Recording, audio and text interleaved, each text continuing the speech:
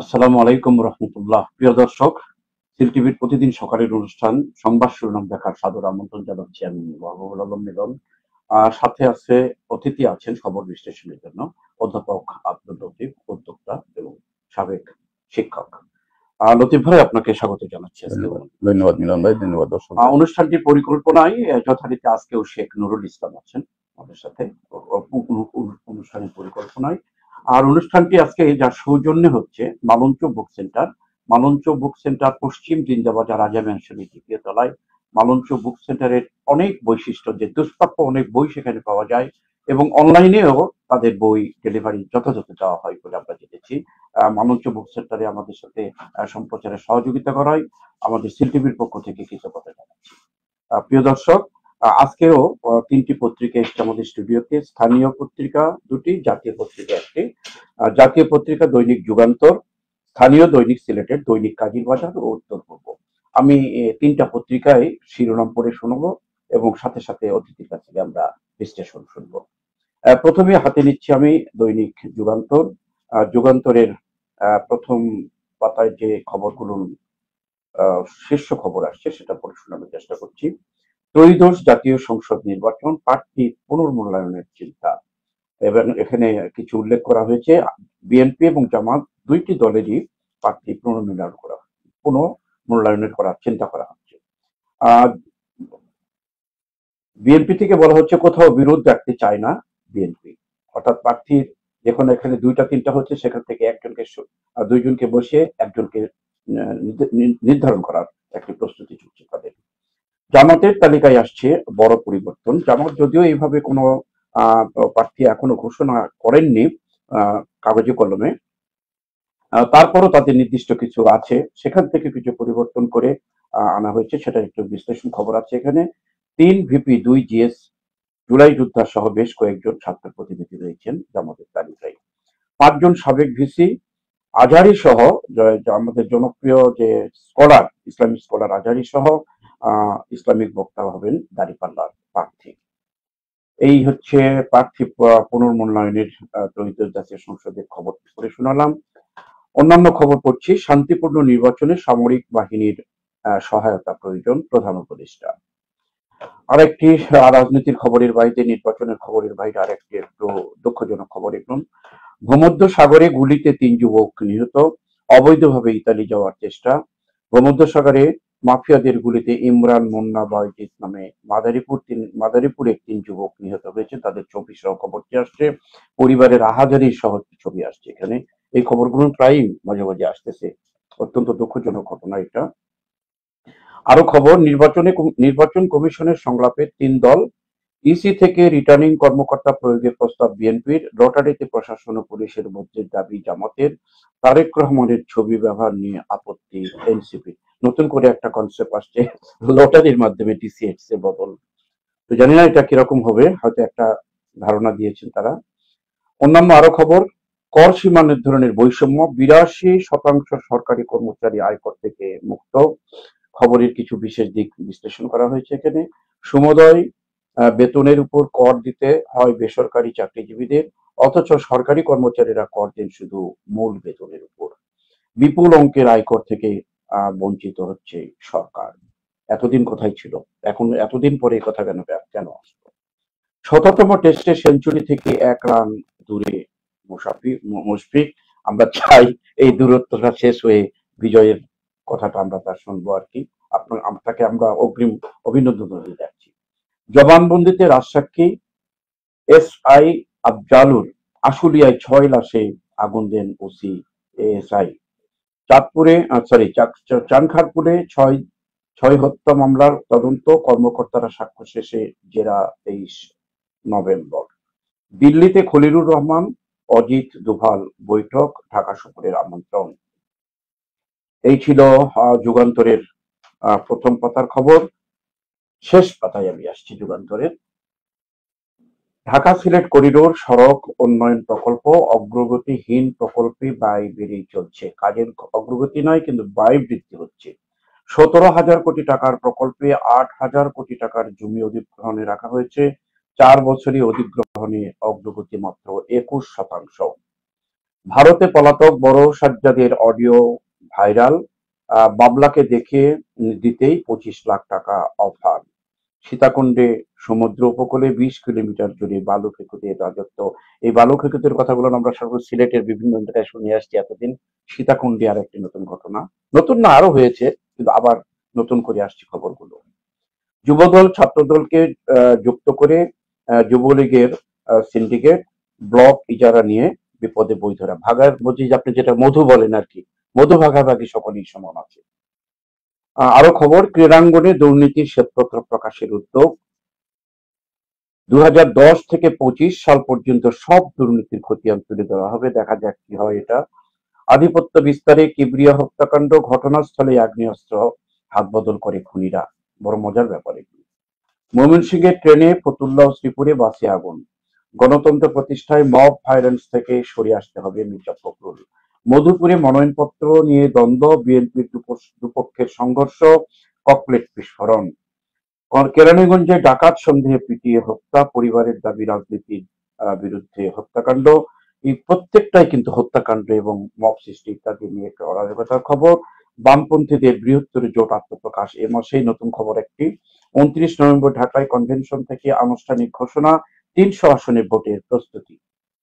আরেকটি খবর, আমাদের আগামী দিনের নেতা উৎসব না করার নির্দেশ, তারেক রহমানের 61তম জন্মদিন আজ, তার শতায়ু কামনা করি আমরা, দীর্ঘজীবী হোক।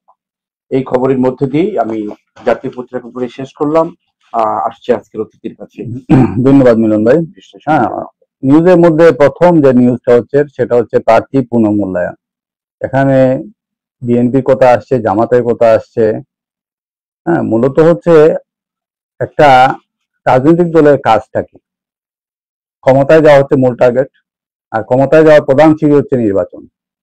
এই নির্বাচনের যদি 5 বছরে, 10 বছরে, 15 বছরে প্রার্থী সেট করে না রাখা যায়, হ্যাঁ, ইলেকশনের আগে এসে এই কুল না সেই কুল, এই হাই না সেই হাই, এইগুলা করে আসলে মানে রাজনৈতিক দলের যে পরিপক্কতা, রাজনৈতিক দলের যে ম্যাচুরিটি, রাজনৈতিক দলের যে অর্গানাইজেশন, তার প্রমাণ মেলে না।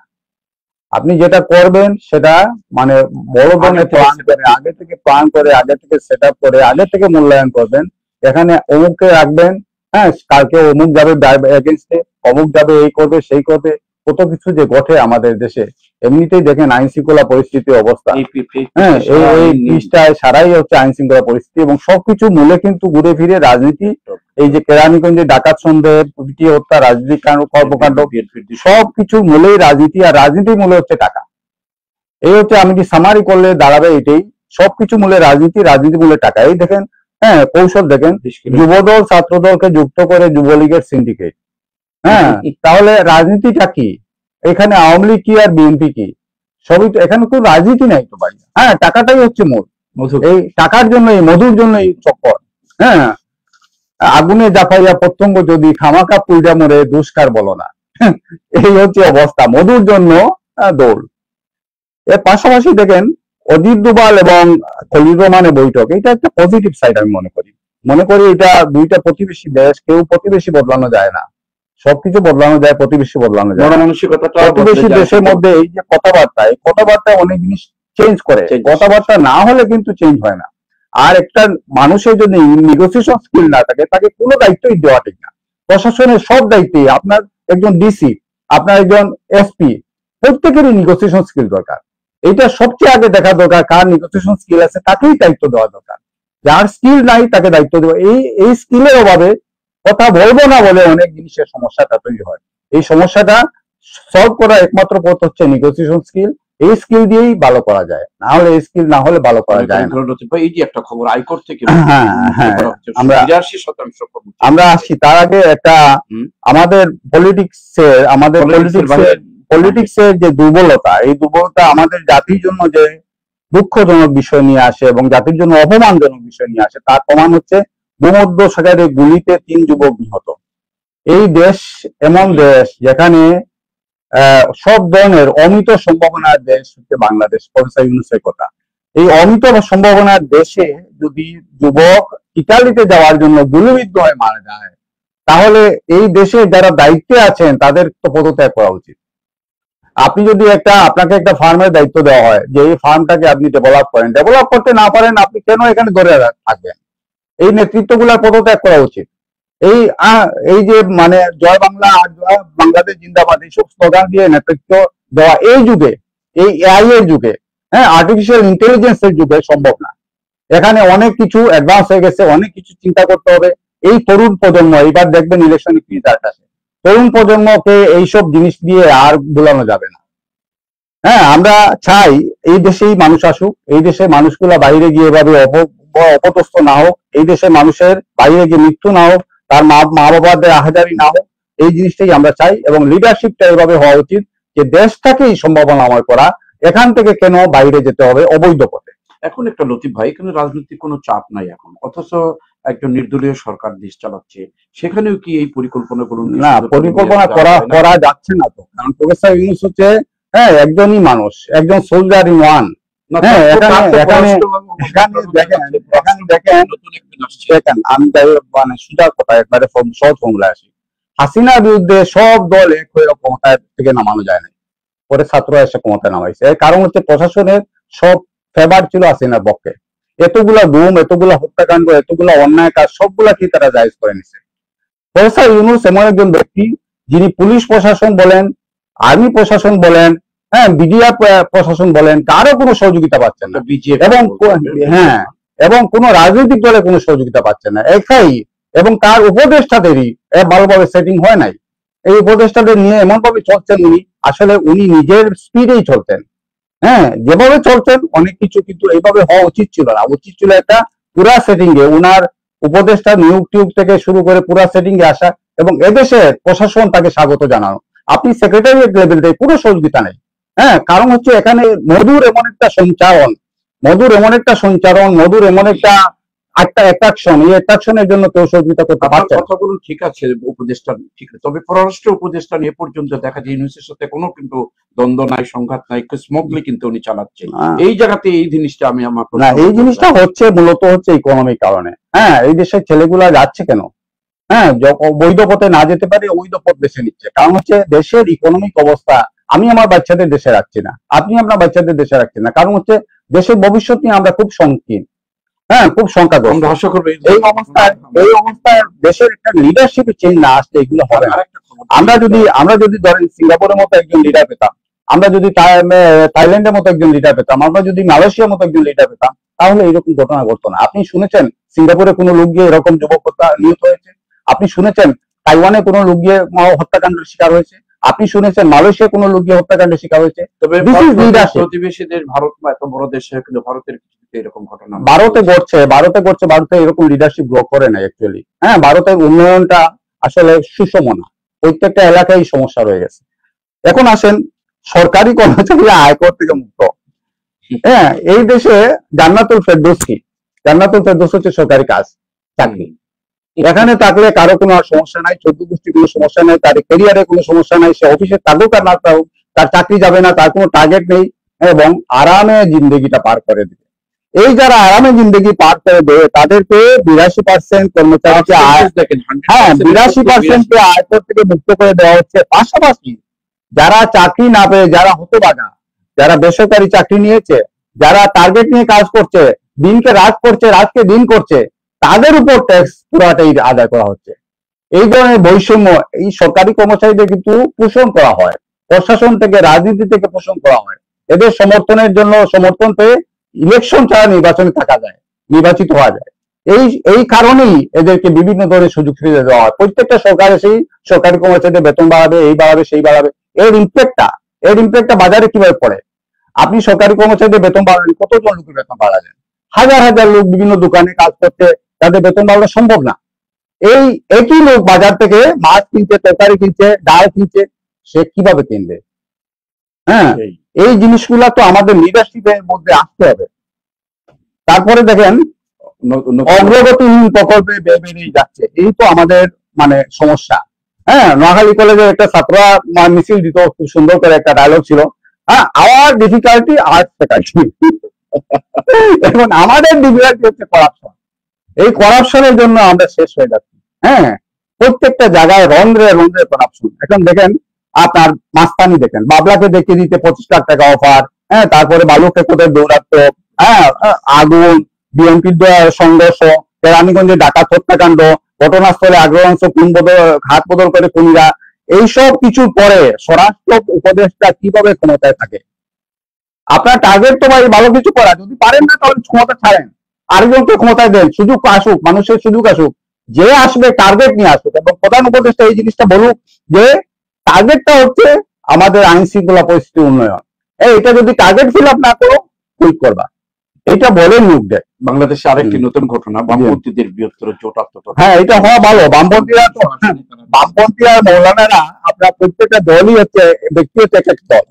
হ্যাঁ, এখন তারা একটা শক্তি করুক, সেটাই আমরা চাই। আসুক, মানে পলিটিশিয়ান নতুন কিছু আমরা চাই, নতুন কিছু আমরা চাই। আমি জাতীয় পত্রিকার পরে স্থানীয় দুটি পত্রিকা আমাদের হাতে এখনো আছে, দৈনিক কাজীর বাজার। দৈনিক কাজীর বাজারে স্থানীয় খবরগুলো আমি পরিশোধনের চেষ্টা করছি। কোম্পানিগঞ্জে পাথর আটকাতে রাস্তায় ব্যারিকেড, ছাতকে 2 গ্রামের সংঘর্ষে আহত 15। এখনো প্রান্তিক পর্যায়ে অনেক মানুষ গ্রাম আদালতের সুফল সম্পর্কে জানে না। রাজনগরে ব্যবসায়ীর 5.5 লাখ টাকা ছিনতাই, নিজ এলাকায় ভালোবাসায় শিখতে হলেন ফুটবলার স্বামী। বাহুবলীর গ্রামের বাড়িতে দ্বীপের অন্ত্যেষ্টিক্রিয়া সম্পন্ন। নবাব রোডে শিশু অপহরণের চেষ্টাকারী কারাগারে। এই ছিল সিলেটের স্থানীয় খবরগুলো। জাতীয় পত্রিকার যে খবরগুলো সেটা পড়ে শোনানো দরকার নেই মনে করি আমি, যেটা আমরা পড়ে শুনেছি এবং বিশ্লেষণ করেছেন আপনি। আরো খবর, নির্বাচন পিছিয়ে দেওয়ার অপচেষ্টা জনগণ ব্যর্থ করে দিবে 3 নম্বর আসনে দক্ষিণ সুরমার জনাব এম এ মালিক। পরিবেশের দোহাই দেওয়া আর চলবে না, আরিফুল চৌধুরী 4 নম্বর আসনের প্রার্থী। সাবেক বিএনপি নেতা, সাবেক সিলেটের জনপ্রিয় মেয়র, এখন গোয়েনঘাটে। পবিত্র আমানত, ভোট সঠিক ও যোগ্য মানুষকে দিতে হবে, মৌলানা হাবিব। 3 দলেরই খবর আসছে এখানে। সিলেটে 26টি সড়ক দুর্ঘটনায় 24 জনের মৃত্যু, অত্যন্ত দুঃখজনক খবর এগুলো। মাধবপুরে 164 বোতল বিদেশি মদ জব্দ, দেশি মদ ছেড়ে এখন বিদেশি মদ চলতেছে এখন এখানে। লস্করপুর থেকে গাঁজা আমি হাসি আসছে, মদের পরে গাঁজা আসছে আমার, আছে আরো আছে, থেকে 2 মাদক ব্যবসায়ী গ্রেপ্তার, আর শেখপাড়া থেকে ইয়াবা সহ মাদক ব্যবসায়ী গ্রেপ্তার। মদ, গাঁজা, ইয়াবা, এই হচ্ছে আমাদের দেশের চিত্র তুলে ধরা হয়েছে এখানে ধরতে গেলে। 10ম গ্রেডে বাস্তবায়নের বিলম্ব হলে দেশ জুড়ে অনির্দিষ্টকালের কর্মবিরতি হুঁশিয়ারি, সিলেট মেডিকেলে টেকনোলজিস্ট ও ফার্মাসিউটিক্যালদের মানববন্ধন। নগরী থেকে 3 জুয়ারি আটক, বাগবাড়িতে হত্যা মামলার পলাতক আসামি গ্রেপ্তার। পবিত্র আমানত, সেটা পড়েছি, এটা দেখেন ম্যাক্সিমাম খবর নেতিবাচক নিয়ে আজকে সিলেটের স্থানীয় দৈনিক কাজীর বাজার করেছে। এটার কি বিশ্লেষণ করবেন? এক কথায় বিশ্লেষণ করেছেন। এক কথায় আমি যদি বিশ্লেষণ করি, এই যে দেখেন 10ম গ্রেড বাস্তবায়নে বিলম্ব হলে দেশ জুড়ে অনির্দিষ্টকালে কর্মবিরতি হুঁশিয়ারি। এইটা হচ্ছে টেকনোলজিস্ট এবং ফার্মাসিস্টের। আপনি এর উপরে যান, হ্যাঁ, এমসি কলেজের শিক্ষকরা করেছে, অন্যরা করেছে, সবাই করছে। এই কাজটা হচ্ছে এমন ভাবে চলছে যে নচিকেতার একটা গানকে প্যারাফ্রাইজ করতে ইচ্ছা হচ্ছে। বিদ্যালয় থেকে বিশ্ববিদ্যালয়ে শিক্ষকরা চালায় কোচিং সেন্টার, তেরে মাইনে দিলে সাজেশন, না দিলে হবে যে নন কোপারেশন। এই যে মাস্তানি, মাস্তানিটা কবে দূর হবে আমি জানি না। আপনি একটা চাকরি করেন, আপনার একটা দায়িত্ববোধ আছে, আপনার সমাজের প্রতি দায়িত্ব আছে, আপনার জীবনটা অনিশ্চিত, কখন শেষ হয়ে যাবে তার ঠিক নেই। আপনি 100 বছর 200 বছর বাঁচবেন না। এই জীবনে যদি ভালো কিছু না করতে পারেন, মানুষের সেবা না করতে পারেন, কর্মবিরতি দিয়ে মানুষকে কষ্ট দেন, তাহলে এই জীবনে কষ্টটা কি দাঁড়ায়? হ্যাঁ, আর এটা এবং এইটা তো ভাই টেকনোলজিক্যাল, এটা তো 10ম গ্রেড। হ্যাঁ, ডাক্তারেরা ওষুধ দিলেও চিকিৎসা দিলেও টেকনোলজি বন্ধ থাকে, তাহলে এগুলো কোথায়? এটা তো টেকনোলজিস্ট এবং ফার্মাসিস্ট যারা, তারা তো হচ্ছে রোগীদের সবচেয়ে কাছে থাকে। হ্যাঁ, সবচেয়ে কাছের মানুষ। এই কাছের মানুষগুলো যদি এমন করে, যাদের দায়িত্ব হচ্ছে সমাজের সেবা করা, মানুষের সেবা করা, এই সেবা করে জীবন শেষ করা এবং এর মাধ্যমে জান্নাতুল ফেরদৌসে যাওয়া, এরা যদি এইসব কাজ করে তাহলে কোথায় যাবে? আপনি দেখেন, মদ, মাদক, তিনটা পাশাপাশি, তাহলে এই দেশের আইন শৃঙ্খলা পরিস্থিতি কোথায়? হ্যাঁ, এই যে মদ, গাঁজা ইয়াবা এগুলা সেবন করার পরে মানুষের মধ্যে কি মানবিক মূল্যবোধ থাকে? হ্যাঁ, এবং এবং এই দেখেন জুয়ারি আটক, হ্যাঁ, নগরী থেকে জুয়ারি আটক, এবং মোবাইলে দেখবেন এখন জুয়াটা একবারে অ্যাভাইলেবল হয়ে গেছে, প্রত্যেকটা বাচ্চা এখন জুয়া খেলছে। এইসব জিনিস কেন হচ্ছে? হ্যাঁ, তারপরে এই বাকি খবরগুলো দেখেন, এটা পলিটিক্যাল খবর প্রত্যেকটা দলই এরকম করবে, এটা ভালো জিনিস এবং এবার ভালো একটা বিষয় আসবে। কোম্পানিগঞ্জে পাতা আটকাতে রাস্তায় ব্যারিকেড, এই ব্যারিকেডটা প্রশাসন দিয়েছে, এটা ভালো, হ্যাঁ, ভালো একটা স্ট্র্যাটেজিক সিদ্ধান্ত। ভালো খবরের হ্যাঁ, আরেকটি খারাপ ভালো খবরের পাশাপাশি দেখেন ব্যবসায়ী 5.5 লাখ টাকা ছিনতাই, যে ব্যবসায়ী 5.5 লাখ টাকা ছিনতাই হলো, এই ব্যবসায়ী মূলধনই হয়তো মনে হয় 5 লাখ বা 7 লাখ টাকা। হ্যাঁ, এরকম হতে পারে। তো এরকম হলে এই ব্যবসায়ী কোথায় গিয়ে দাঁড়াবে? এখন এই দেশের আইন শৃঙ্খলা, এই দেশে আপনি বিনিয়োগ বলে যদি যতই চিল্লান, কেন বিনিয়োগ করবে মানুষ? হ্যাঁ, এই দেশে ছেলেরা কেন ইটালি যাওয়ার পথে গুলি খাবে না? হ্যাঁ, যেখানে দেশে যদি কিছু না পাওয়া যায়, দেশে যদি নিরাপত্তা না থাকে, মানুষ তো নিরাপত্তার জন্য বড় ধরনের ঝুঁকি নেবে, বড় ধরনের ঝুঁকি নিয়ে। এই লিডারশিপে এই যে চেঞ্জ, আমি গতদিন ম্যাক্সওয়েলের কথা বলেছিলাম। ম্যাক্সওয়েলের 2টা ইম্পর্টেন্ট বই আমার মনে হয় প্রত্যেকটা লিডারে পড়া উচিত। সেটা হচ্ছে developing the leader within you, নিজের মধ্যে লিডারশিপ কিভাবে ডেভেলপ করবেন। আরেকটা বই হচ্ছে developing the leader around you. হ্যাঁ, এই আমাদের লিডারদের এইসব বই পড়া উচিত, যে একজন লিডারের কি কোয়ালিটি থাকা দরকার। এবং আরেকটা ইম্পর্টেন্ট বই উনারই হচ্ছে 21 ইডিফিকুল লজ অফ লিডারশিপ। এগুলা পড়া দরকার, এগুলো বোঝা দরকার, এগুলো চিন্তা করা দরকার। এবং এইসব লিডারশিপের যে লজ গুলা বলা হয়েছে, এই লজ গুলা কিন্তু কোরআন শরীফে উল্লেখ করা হয়েছে। যে রাজনৈতিক দলের নেতারা বই পড়ে, বেশি বেশি করে বই পড়ে, তারা কিন্তু অনেক কিছু বলতে পারে, কিন্তু এখন তো শুনে শুনে মুখস্থ কথাগুলো বলে অন্যরকম একটা কথা। না, নলেজ তো আপনি আর্ন করতে চাইলে হয়, কিন্তু আমাদের তো নলেজ এরকম না। আমাদের নলেজ তো হচ্ছে টাকা কিভাবে কামাই করবেন, ওরা কিভাবে কামাই করছে। এই যে দেখেন, হাসিনার বিরুদ্ধে এত বড় একটা স্টেপ নেওয়া হলো, এরপরে কিন্তু বাকিরা দমে নাই, আরো দ্বিগুণ উৎসাহে, 3 গুণ উৎসাহে, হ্যাঁ, খাচ্ছে। মনে হচ্ছে যে বাঘের সামনে যেন খাবার, হ্যাঁ, বাঘ গুলি হচ্ছে এইটা দেখছে না, গুলি হবে এইটা দেখছে না, এই খাবারটা নেওয়াই হচ্ছে নদী। আপনার তো ভালো, খারাপ খবরের মধ্যে একটা ভালো খবর। ভালো কাজ করলে যে মানুষ তাকে ধন্যবাদ দেয়, কৃতজ্ঞতায় তাকে ভরিয়ে তোলে। নিজ এলাকার ভালোবাসা শিখতে হলেন ফুটবলার সমীপ, একটি আমাদের জন্য একটা ভালো কাজ করার কিন্তু সম্মানও কিন্তু আছে, সেটাও কিন্তু আমাদের দেশে হচ্ছে। প্রিয় দর্শক, আমরা স্থানীয় পত্রিকা যেহেতু আরেকটা আছে, অতিথিকে এখানে থামিয়ে দিয়ে আরেকটি পত্রিকা নিচ্ছি, আরো কিছু কথা বিশ্লেষণ শুনবো না তার থেকে। এখানেও আমি জাতীয় পত্রিকায় যেটা পড়া হয়েছে সেই খবরগুলো না পড়ে স্থানীয় খবরগুলো চেষ্টা করছি পড়ার জন্য। টাঙ্গুয়ার হাওর জাতীয় সম্পদ। আমরা জানি যে সিলেটের টাঙ্গুয়ার হাওর অর্থনীতিতে যেরকম দিচ্ছে, যোগান দিচ্ছে, তেমনি মানুষের চিত্ত বিনোদনের জন্য একটি জায়গা। সেখানে কর্মশালার বক্তারা বলেছেন কথাটি। সঠিক যোগ্য মানুষকে ভোট দিন, মত বিনিময় সভায় হাবিবুর রহমান। নবাব রোডে শিশু অপহরণের চেষ্টা, যুবক আটক। অন্য পত্রিকায় এসেছে খবরটি, যেহেতু সিলেটের শহরের খবর এটা। আর খবর, ফ্ল্যাট বিক্রয় নিয়ে নতুন বিধিমালা জারি, যদিও এটা সিলেটের পত্রিকা, সেটা সম্পূর্ণ দেশেরই খবর এটা। শেষ পৃষ্ঠায় আসি, উত্তর পূর্বে শেষ পৃষ্ঠায় আরেকটি নতুন করে একটি খবর আমরা দেখছি। সিলেট 1 আসনে বাসদের প্রার্থী প্রণব লাল, নতুন করে একটি খবর 1 নম্বরে দেখলাম। প্রণব পাল। তারুণ্যের উৎসব উপলক্ষে জগন্নাথপুরে প্রস্তুতি সভা। হোন্ডা ফুটসাল লিগ উদ্বোধন। নগরের যেসব এলাকায় বিদ্যুৎ থাকবে না, শুনবে, এটা কিন্তু নিত্যদিনের যেটা রুটিনের মতো আরম্ভ করেছে আর কি। আরো খবর, সিলেট জেলার 3টি আসনে গণফোরামের প্রার্থী যারা, এটাও আমরা নতুন করে জানলাম। গণফোরামের 3 জন প্রার্থী আসছে সিলেটে ইয়াবা সহ একজন আটক। ইয়াবার খবর আমরা একটু ইয়াবা মদ কাঁচা নিয়ে শুনলাম। আরো একটু ভালো খবর, লেখক সুধীজনের সঙ্গে মত বিনিময়। কেমোসার সাহিত্য সকলের সহযোগিতা কামনা। আসলে কেমোসার একটি এই অরাজকতার দুনিয়ার মধ্যে দিয়ে কিন্তু একটা সাহিত্যের নিয়ে কাজ করছে তারা, তাদেরকে ধন্যবাদ জানাচ্ছি আমরা। ছাতকে আমনের ভালো ফসল, কৃষকের হাসি। শুধু ছাতক নয়, আমরা দেখেছি, আমি কয়েকদিন আগে রাজনগর, কুলাউড়া, মৌলিবাজার এই সাইডটা ঘুরে এসেছি হয়ে, কি বলে এটা, বড়লেখা হয়ে, ধান আর ধান শুধু।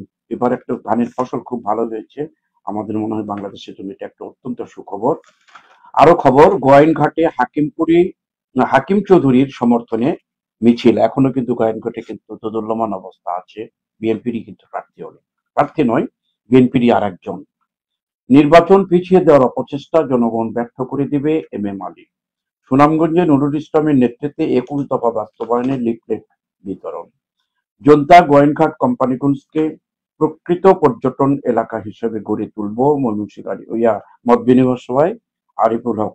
এখন পর্যটন এলাকা প্রকৃত আর অপ্রকৃত কি এটা আমাদের বোধগম্য নয়। আসলে তো পর্যটন এলাকাই এসে থাকবে, হয়তো এটা আধুনিকায়ন করবেন উনি, এই কথাটা বলার চেষ্টা করছেন উনি। সংবাদ সম্মেলনে জায়গা দখল পেতে চান উত্তরাধিকারীরা। এটা ঘটনাটা প্রায়ই হয়ে থাকে সিলেটে, বিশেষ করে প্রবাসীদের জায়গাগুলো দখল হচ্ছে বেশি, বাড়িঘর পাশাপাশি তাও দখল হয়।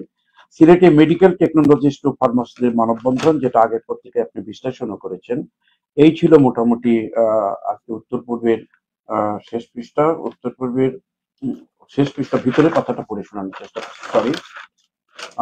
সম্পাদকীয় কলাম, উত্তর পূর্বের সম্পাদকে দেশের 2 বন্দরে বিদেশি অপারেটরের নিয়োগ অস্বচ্ছতা কাম্য নয়।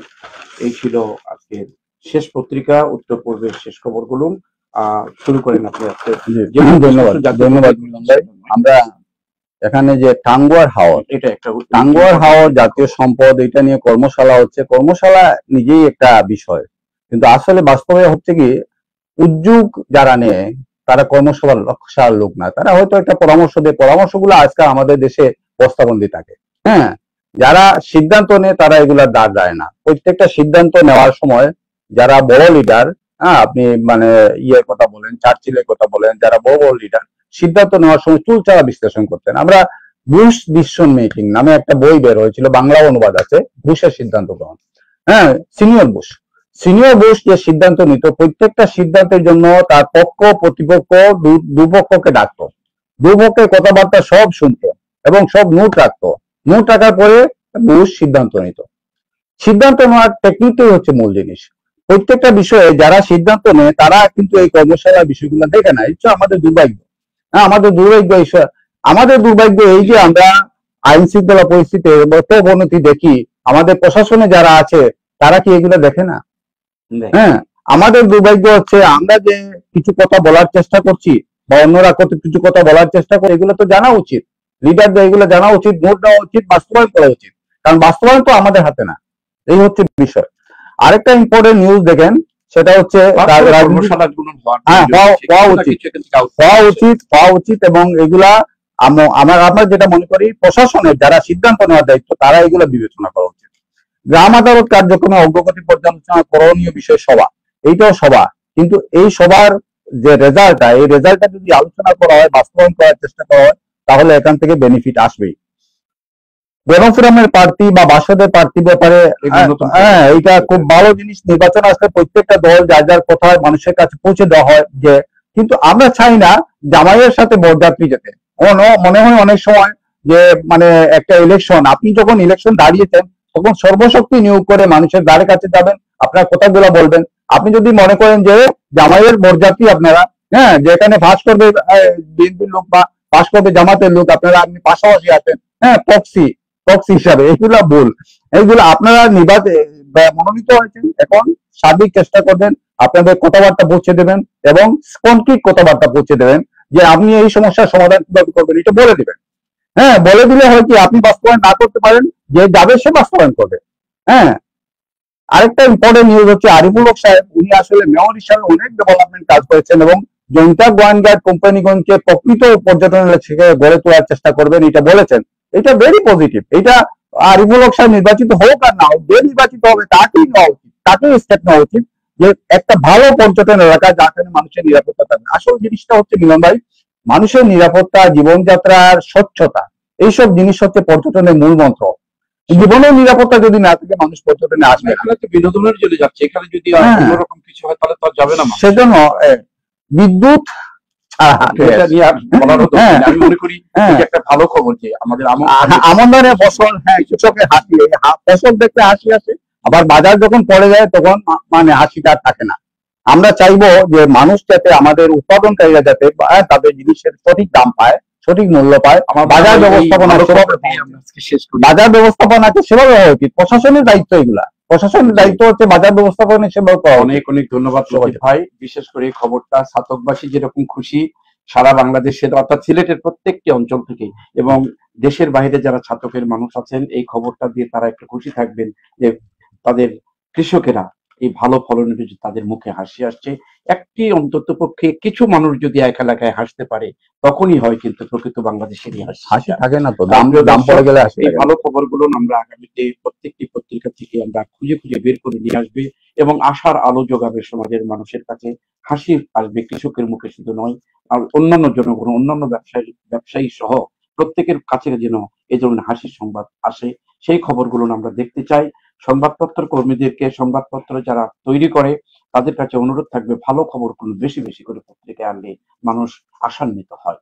প্রিয় দর্শক, আমি প্রতিদিনই বলে থাকি একটি কথা যে সিলেটের অনেক স্থানীয় পত্রিকা হয়েছে। আমরা প্রত্যেকটা পত্রিকা একদিনে পড়া কখনোই সম্ভব না, তাই বেছে বেছে আমরা প্রতিদিনই বদল করে দুটি করে স্থানীয় পত্রিকা নিয়ে আমরা সিলেটের তাজা খবরগুলো পরিবেশন করার চেষ্টা করি এবং একজন অতিথিকে নিয়ে সেটা বিশ্লেষণ আমরা করে থাকি। আজকে শেষ খবর যেটা আমরা পড়লাম, ছাতকের যে ফসল, আমন ফসলটা ভালো হয়েছে, এটা শুধু ছাতক নয়, সিলেটের প্রায় জায়গাতে ভালো ফসল হয়েছে। এই সুন্দর খবর পরিবেশন এবং বিশ্লেষণের মধ্য দিয়েই আজকের অনুষ্ঠান আমরা এখানে শেষ করতে যাচ্ছি। ভালো খবর জানার জন্য, তাজা খবর জানার জন্য, দেশের খবর এবং সিলেটের খবর জানার জন্য এই সিল টিভিতে এই সকালের অনুষ্ঠান দেখার আবারও সাদর আমন্ত্রণ জানাচ্ছি আগামীকালকে দেখার জন্য। পরিশেষে আগামীকাল শুক্রবার, কিন্তু অর্থাৎ শনিবারে আপনারা দেখবেন খবর, আমাদের শুক্রবারে বন্ধ থাকে আমাদের। পরিশেষে আবারও আপনারা এতক্ষণ আমাদের সাথে থাকার জন্য আপনাদেরকে ধন্যবাদ জানাচ্ছি। ধন্যবাদ জানাচ্ছি আজকের সুন্দর বিশ্লেষণ করার জন্য অতিথি আজকে লতিফ ভাইকে। ধন্যবাদ। আল্লাহ হাফেজ।